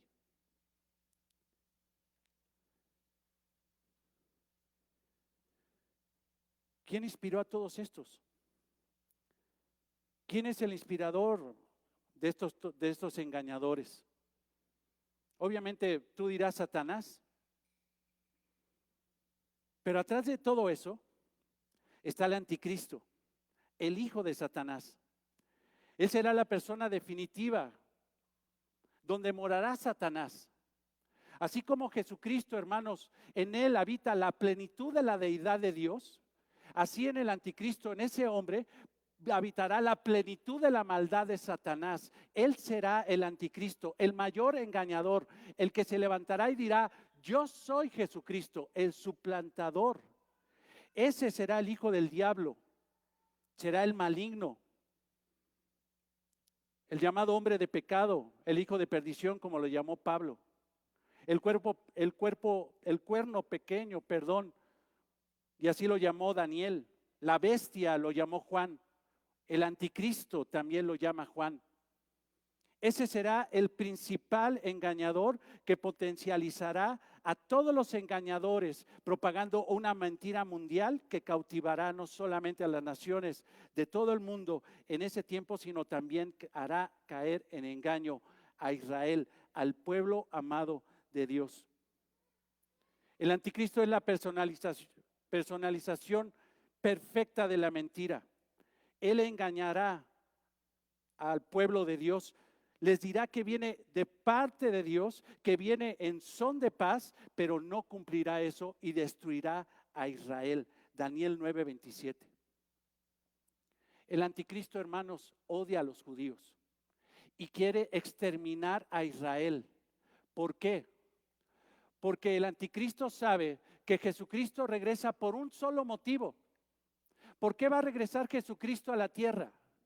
¿Por su iglesia? No, la iglesia no va a estar aquí. ¿Por qué motivo regresa Jesús a la tierra? Por Israel, para establecer en medio de su pueblo su reino. Pero ahora yo te pregunto, si en la tierra ya no existiera Israel y no existiera ningún judío, entonces ¿qué motivo tiene Jesús de regresar? Por eso el anticristo quiere matar, desaparecer al pueblo de Dios, para que Jesús no regrese. Y engañará a Israel y le dirá que hará pacto. Israel estará paniqueado de todo lo que está pasando en la humanidad. Pedirán redención, Mesías, y en ese momento el anticristo se presentará como el falso Mesías y les dirá: yo les ofrezco paz y seguridad, pero los engañará, porque quitará su pacto y se violentará en contra de Israel y establecerá su presencia pecaminosa en medio del pueblo de Israel, en el monte de Sión, y se sentará en el templo de Dios, diciendo que Él es Dios y pidiendo que se le adore a Él. Daniel 9:27. El anticristo engañará al mundo. Muchos creerán que Él es el Cristo. Se sentará en el trono terrenal de Dios en el templo y se hará pasar por Dios. El anticristo se llenará aún más de indecencia, de insolencia, y se hará pasar por los dioses y dirá que es mejor que los dioses del mundo, mejor que Zeus, mejor que Tlaloc, que es más grande que Buda, que Mahoma, que la Guadalupana, que cualquier cosa. Dice, esos no, yo soy el verdadero Dios y a mí me tienen que adorar. Daniel 11:36. Y el rey hará su voluntad. ¿Qué rey? El anticristo. Y se ensoberbecerá y se engrandecerá sobre todos los dioses, y contra el Dios de los dioses hablará blasfemias, maravillas, y prosperará. Dios permitirá que el anticristo, en el momento de que hable blasfemias de Dios, Dios no lo detendrá. Dios quiere que llegue al límite para destruirlo. Hasta que sea consumada la ira, porque lo determinado se cumplirá, la destrucción del anticristo. En el mismo libro de Daniel dice más de este maligno ser. Vayan, si me acompañan, a Daniel 8:22.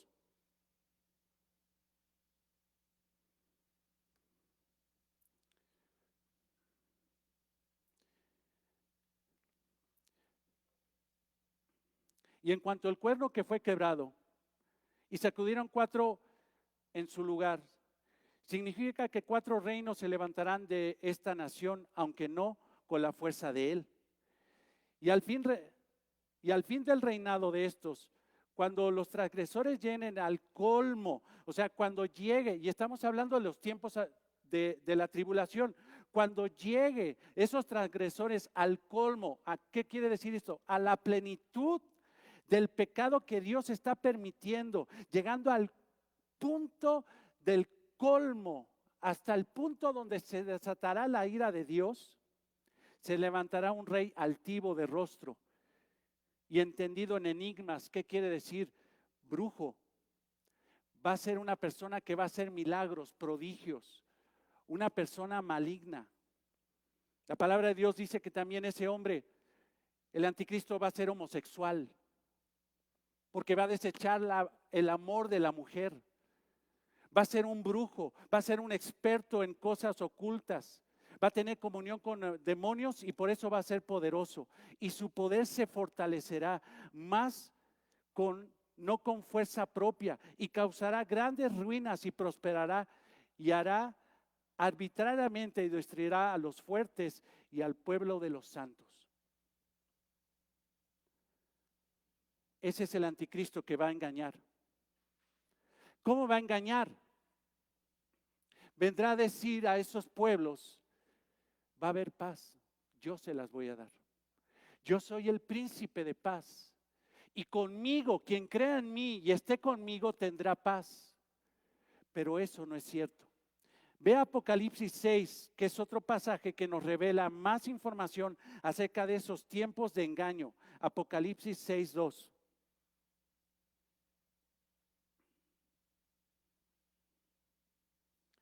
Y miré, y he aquí un caballo blanco. ¿Cómo regresará Jesús? ¿Montado en qué? ¿En un pollino? No. ¿Montado en qué? Pero este jinete de Apocalipsis 6:2 no es Jesús, es el anticristo, haciéndose pasar montado en un caballo blanco por Jesucristo, engañando. Ahora ve, y miré, y he aquí un caballo blanco, y él que lo montaba tenía un arco. ¿Qué más tenía en la mano? Nada más el arco y la flecha. ¿Tú has visto la imagen de Cupido? ¿Qué tiene?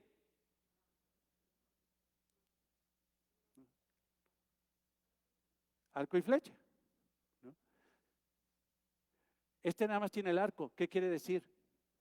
Viene a establecer guerra, pero oculta. No los voy a herir, pero los voy a engañar. No los vengo a herir. Una especie de guerra fría, una guerra política, una guerra tecnológica. En ese momento, hermanos, cuando se manifieste el anticristo, va a venir a establecer la guerra. Por dentro quiere establecer guerra, viene a destruir, pero hipócritamente viene a ofrecer paz. No traigo flecha. No traigo flecha. Y los anticristos, esos falsos cristos proclamarán igual un falso reino con una falsa paz. Pero esa paz, hermanos, no durará. Y miré y aquí un caballo blanco, el que lo montaba tenía un arco y le fue dada una corona y salió venciendo para vencer. Entonces este imitador va a querer establecer un reino de paz, pero realmente por dentro viene a destruir todo lo que se le ponga enfrente. Primera a los Tesalonicenses 5:3. Y cuando digan paz y seguridad, cuando digan paz y seguridad, porque el anticristo nos está ofreciendo eso, porque supuestamente es el Mesías, el príncipe de paz, cuando digan paz y seguridad, entonces vendrá sobre ellos destrucción repentina, como los dolores a la mujer encinta, y no escaparán dolores de parto cuando el anticristo esté.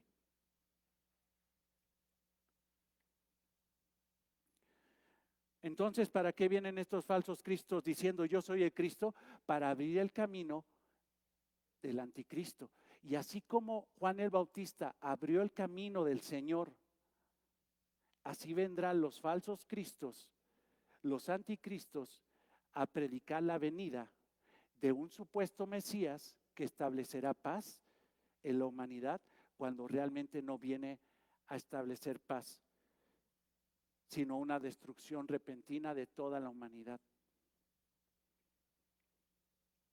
Entonces, el Señor dice, abra los ojos, no se dejen engañar, porque muchos vendrán en mi nombre diciendo yo soy el Cristo, y a muchos se engañarán.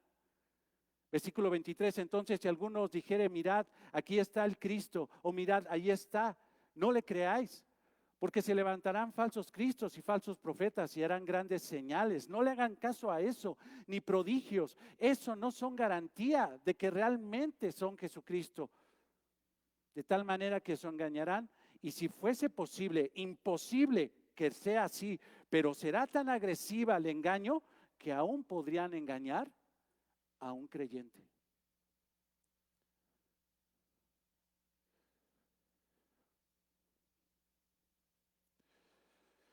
¿Cómo entonces podrían darse cuenta esos hombres, esas mujeres que van a estar en ese tiempo? El que lee, entienda. Pero si no toman la Biblia nunca, nunca lo van a entender. Nunca lo van a entender. La Biblia, hermanos, es la forma como Dios nos advierte. Un cristiano que no toma la Biblia es el ser espiritual más ignorante que puede haber. Un cristiano que no abre la Biblia es el ser más ignorante que puede haber, porque teniendo la verdad de las manos, no la conoce. Imagínate qué trágico agarrar la Biblia ya cuando estés en una tribulación así. O sea, solamente cuando te llueve es cuando agarras la Biblia. No, pero bendito el Señor que tiene esa disposición, que aún en medio de la tribulación está escribiendo esto y está permitiendo que llegue a esos tiempos para que el que lee entienda y sea advertido. No te dejes engañar por el anticristo. La Biblia es la fuente, hermanos, verdadera, que revela la verdad y exhibe la mentira. El Espíritu Santo, hermanos, sabe de la gran necesidad que tenemos como creyentes y siempre ha provisto de la palabra de Dios para que nosotros estemos apercibidos de todo evento de nuestra vida. Dicho sea de paso, hermanos, y a lo mejor me voy a ir a algo muy específico, pero muchos se quieren casar y pasar por esa tribulación sin la palabra de Dios. ¿Y qué les va a pasar? Engañados. Y cuando llegan al matrimonio y se me engañaron, pues sí, es que nunca leíste la Biblia. ¿Quieres vivir la vida sin la Biblia? Cuando la Biblia es la advertencia, hermanos, no solamente la exhortación de las cosas que tenemos que vivir, sino la advertencia de las cosas que van a venir. Qué bendito es nuestro Señor que tiene esa disposición de advertirle a esos hermanos, a esos creyentes del futuro, hermanos. Me preguntaba Laila ayer, dice, ¿esos van a ser cristianos? No, es que no son cristianos, van a ser creyentes. La iglesia cristiana ya no va a estar, pero créeme, hermanos, que va a seguir el Señor salvando a pecadores en los tiempos de la tribulación. Pero ellos van a pasar por persecución y van a ser matados. Van a ser martirizados, hermanos, aún siendo creyentes. Dios va a permitir eso. Pero nosotros somos bienaventurados, hermanos, que siendo la iglesia, no vamos a ver eso. Antes de que pase eso, el Señor va a sacar a su iglesia de esta tierra. Y cuando el mundo se esté desintegrando, nosotros no vamos a estar aquí, hermanos. Por cuanto has guardado la palabra de mi paciencia, yo también te guardaré de la hora de la prueba, que ha de venir sobre el mundo entero. Por cuanto has guardado, yo te guardaré. Hermanos, el Señor ama a su iglesia, a su esposa. En Efesios 5:29 dice, porque nadie aborrece jamás su propia carne, somos su cuerpo. Jesús no va a aborrecer su carne, sino que la sustenta y la cuida. El Señor ama a su iglesia y nos va a cuidar de todo eso, hermanos. La próxima semana vemos los demás dolores. Pero hermanos, debemos de darle gracias a Dios, porque en lo que el mundo va a ser enjuiciado y destruido, para que Dios limpie primero el mundo de todo pecado y después venga su reino perfecto a establecer su reino, su reinado, su presencia perfecta, mesiánica en la tierra. Hermanos, nosotros vamos a estar en un lugar. En la casa de mi Padre muchas moradas hay. Si así no fuera, yo los hubiera dicho. Voy pues a preparar lugar para vosotros. Nos va a sacar. Vamos a estar en las moradas del Señor. Todo esto, hermanos, va a ser destruido. Esta tierra va a ser regenerada con fuego. Todo va a ser consumido con fuego. Pero nosotros vamos a estar en la morada del Señor. Dale gracias a Dios por eso. Del amor profundo que tiene Dios, que tú no verás eso. Si hoy estás sufriendo, mira, eso no se compara con lo que van a sufrir los creyentes de esos tiempos futuros. Y Dios nos va a sacar. Pero yo quiero decirte por último, a aquel o aquella que no cree en Cristo, arrepiéntete ya. Cree en el Evangelio y evítate esa gran pena. Evítatela. Porque si el Señor regresara la próxima semana y tú te quedaras, eso sería la peor desgracia de tu eternidad. Es más, corrijo, será el inicio de una desgracia que nunca acabará. Jesús no vino a juzgarte, vino a salvarte. Y hoy Jesús está extendiendo su mano para salvar a los pecadores. Por eso leyó, hermanos, hasta ese punto Isaías 61. Yo vine a predicar las buenas nuevas del reino y a restaurarte, no a destruirte. Pero cuando regrese por segunda vez, yo ya no vendré a restaurarte ni a bendecirte, sino vendré a juzgarte y a destruirte. ¿Será injusto Dios? ¿Sabes cuál es la peor tontería que puede hacer un ser humano? No aceptar el Evangelio. No te resistas al mensaje del Evangelio y cree en ese Cristo Salvador antes que venga el Cristo ejecutor. Pero todavía el arca de la salvación está abierta. arrepiéntete de tus pecados, ve a Cristo en arrepentimiento y fe y entra al reino. Entra desde hoy y evítate la peor desgracia de tu eternidad. Amado Señor, te damos gracias por esto, Señor. ¿Cómo podríamos aplicar esto cuando entendemos que no es para nosotros? Pero sin embargo nutre nuestro corazón, Señor, de varias cosas. Y te pedimos ayuda en eso. Una, agradecimiento, Señor, porque nosotros no veremos esa corrupción. Porque estaremos en las moradas celestiales, Señor, en lo que tú, Señor, ajustas cuentas con esta humanidad y con este mundo caído, Señor. Gracias por salvarnos. Gracias por evitar, Señor, nuestro destino en el infierno. Gracias por tenernos contigo. Gracias, Señor, porque tu pueblo, tu iglesia, nunca verá corrupción. Te alabamos por eso. Te bendecimos por eso, por el gran amor que tienes por tu iglesia. Gracias, Señor, por el cuidado que tienes por tu esposa. Gracias, Señor, porque tú eres el esposo fiel que cuida a su iglesia, la sustenta, la procura, la cuida, Señor. Gracias, Señor.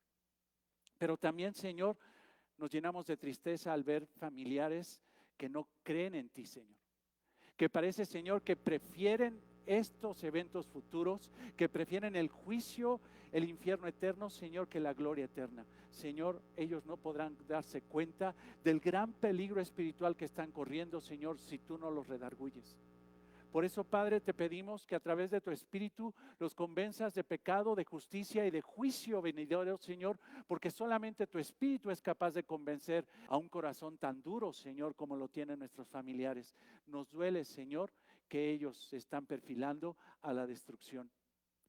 Pero, Señor, nos llena también de esperanza de que podemos predicar el Evangelio en testimonio y palabra, para mostrarles, Señor, la verdad, para mostrarles el evangelio de salvación del reino, para decirles, Señor, que el arca de salvación, esa arca moderna, Jesucristo, aún, Señor, la puerta está abierta para que todo aquel, Señor, que suba a esa arca sea, Señor, alejado de la destrucción, de la ira santa tuya, Señor.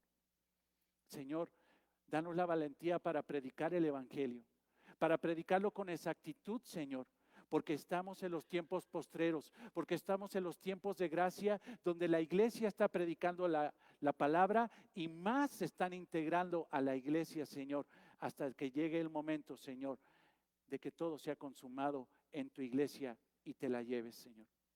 Pero también oramos por aquellos que están aquí, Señor, y que no creen en ti, para que tú, Señor, el día de hoy toques sus corazones, Señor, y puedan creer en el evangelio. Señor, glorifícate hoy salvando a pecadores. Te lo pedimos para tu gloria y para tu honra. Amén.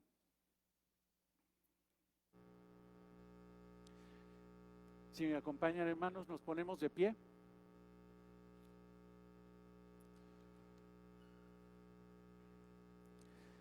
Y si preparas tu ofrenda,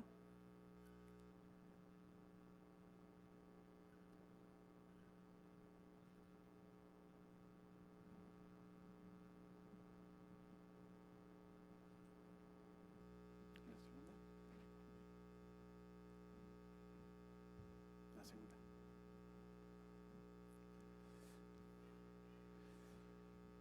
Dispongamos nuestra ofrenda, y no simple y sencillamente como dinero.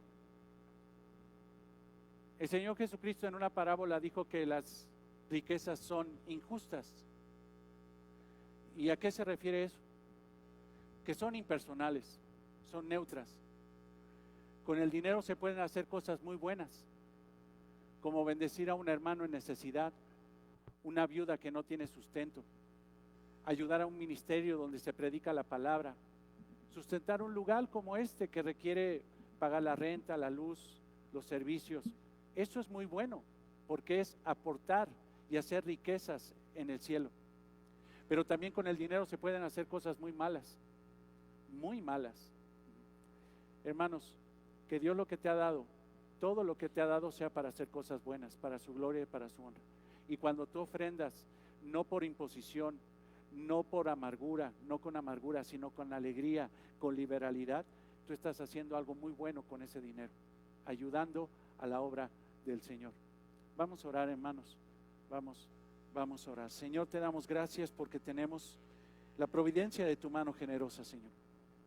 Gracias, Señor, porque entendemos que nosotros no somos dueños de lo que tenemos, Señor, en nosotros, Señor. No somos dueños ni siquiera del aire que tenemos en los pulmones, no somos dueños de los zapatos que tenemos, no somos dueños del dinero, no somos dueños absolutamente nada. Tú eres el dueño absoluto, tú eres el dueño de la plata y del oro. Las riquezas son tuyas, Señor. Pero, sin embargo, Señor, tú eres tan bueno, Señor, que no te olvidas de tu iglesia que necesita sustento. No te olvidas, Señor, de nuestras familias que necesitamos techo, necesitamos vestido, necesitamos comida, bebida, necesitamos todo eso, Señor. Y tú, por medio de tu providencia, Señor, nos suples, Señor, todas nuestras necesidades. Y aún, Señor, podemos reconocer que muchas veces incluso hasta nos sobra, Señor, en las necesidades que tenemos. Señor, te damos gracias. Queremos dar esta ofrenda, Señor, reconociendo que tú no eres el dueño, Señor, de un porcentaje, sino tú eres el dueño de todo. Queremos dar esto, Señor, con amor, con liberalidad y con la alegría en el corazón, porque tú amas al dador alegre, Señor. Te damos gracias en el nombre de Cristo. Amén.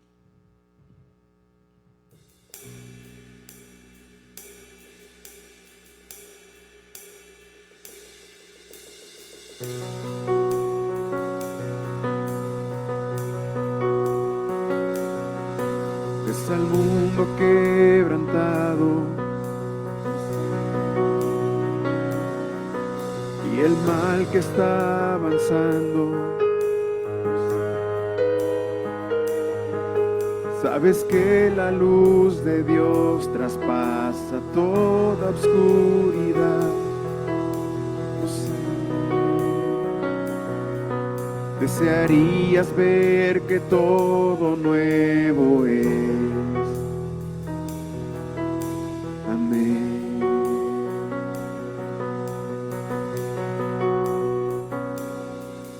Ves la creación gimiendo, no sé, y algo nuevo está viniendo. Es la gloria del Señor, la luz en medio del dolor. Será bueno recordar que Él es Señor. Amén.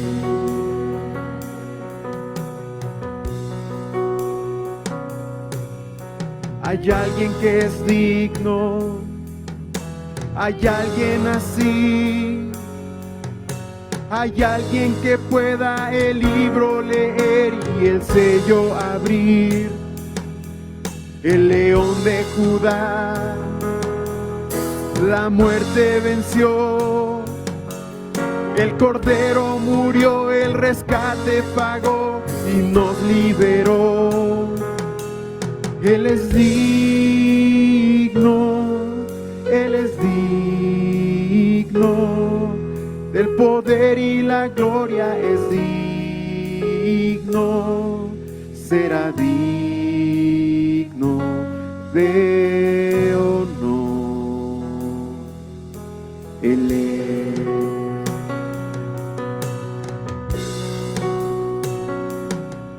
Dios el Padre sí nos ama. Y su Espíritu nos guía. Y Jesús nuestro Mesías nos sostiene hasta el final. Quiere Dios en medio nuestro habitar.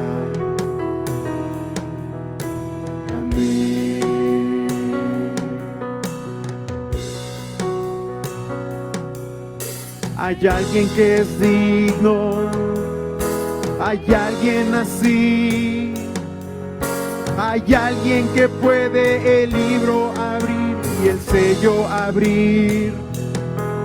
El león de Judá, la muerte venció. El Cordero murió, el rescate pagó y nos liberó de todo pueblo y nación, toda lengua y región. Ha formado su reino y su pueblo con él también reinará. Él es digno, Él es digno del poder y la gloria, es digno. Él es digno, Él es digno, será digno de honor. Él es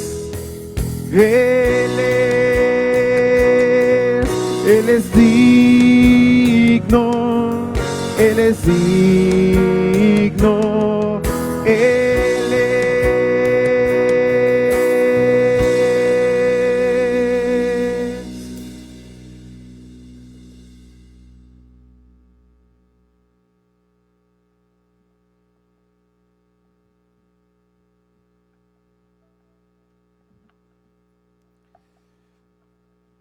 Bendito Señor, tú eres digno y te damos gloria, honra y alabanza. Te damos gracias por este tiempo, gracias por permitirnos estar aquí, Señor. Bendice a tu iglesia y que cuando salgamos, Señor, podamos reflejar tu luz admirable, Señor, en este mundo que tanto necesita de ti, Señor. Gracias te damos, Señor, porque aún hay esperanza, Señor, y tú sigues salvando a pecadores con tu amor, con tu gracia, con tu perdón, con tu restauración. Gracias, Señor.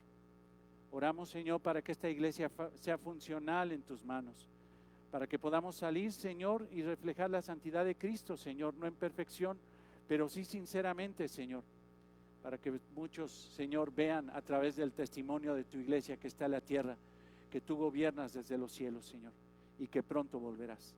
Te damos gracias, Señor, por este tiempo, en el nombre de Cristo. Amén. Nos sentamos, hermanos, un minutito más. Nada más quiero decirles,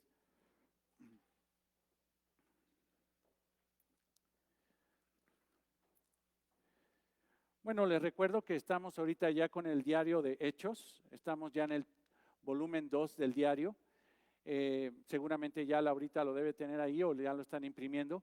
Si tú quieres seguir la lectura de esta iglesia, estudiando ahora este libro maravilloso de Hechos, te invito a que pases ahí a la mesa para que te lleves el tomo número 2 del diario.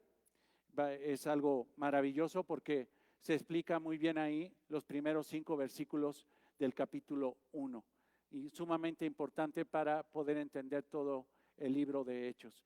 Si tú quieres saber quién es el que evangelizó a la iglesia primitiva y quién es el que evangeliza el día de hoy y quién es el que evangelizará en los tiempos de la tribulación, lee el libro de Hechos, es el Espíritu Santo. Y el Espíritu Santo sigue operando, sigue llamando a salvación a pecadores. Entonces te invito a que te lleves ese estudio y que sigamos orando por la vida de Fernando Baena. Él está aportando este esfuerzo. Hacer un diario, hermanos, no es fácil. Estudiar la palabra de Dios no es fácil. Implica mucho tiempo de estudio, dedicación, estar sentados ahí horas para entender a veces un versículo.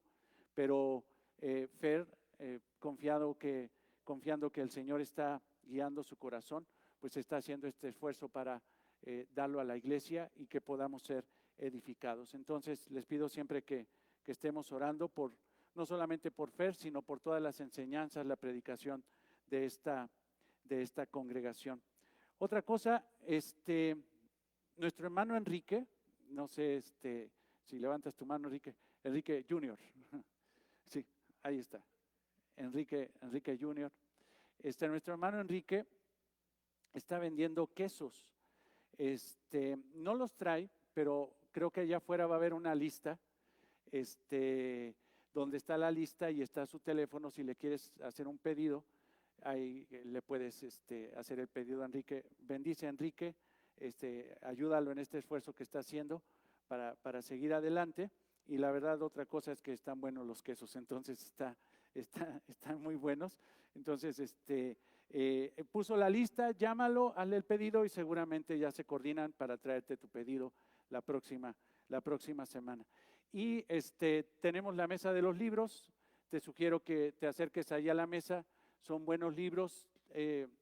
No sé si está, debe de haber, no sé si está, Amada, si no está lo pedimos. Hay un libro de Apocalipsis de un pastor, se apellida Riley. Sí, ¿cómo se llama?